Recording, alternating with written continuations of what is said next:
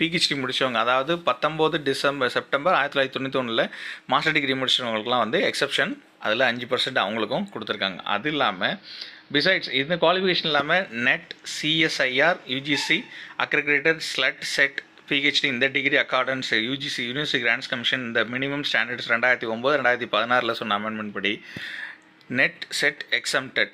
அந்த time to time பார்த்தீங்கன்னா PhD முடிச்சிங்கன்னா நெட் செட்டு பண்ண வேண்டியதில்லை. ஸோ ப்ரொவைட் கேண்டிடேட் யாரெல்லாம் பிஹெச்டி ப்ரோக்ராம் வந்து 2009க்கு முன்னாடி ரிஜிஸ்டர் பண்ணியிருக்கீங்களோ, ஸோ ப்ரையாரிட்டி அதுக்கோட provisions by laws, regulation, institution இது பொறுத்தல பார்த்தீங்கன்னா பிஹெச்டி கேண்டிடேட் வந்து அதுலேருந்து எக்ஸப்டட் பண்ணுற நெட் செட்டுக்கு இருந்து கொடுத்துருக்காங்க. ஸோ அப்போ நெட் செட் பிஹெச்டி முடித்தவங்க என்னென்ன குவாலிஃபிகேஷனில் இருக்கணும், என்னென்ன மாதிரிலாம் இருக்கணும், ரூல்ஸ் எதையுமே சொல்லியிருக்காங்க. ஸோ பிஹெச்டி டிகிரி முடித்தவங்க கேண்டிடேட் வந்து அவங்க ரெகுலர் மோடில் தான் பண்ணியிருக்கணும்.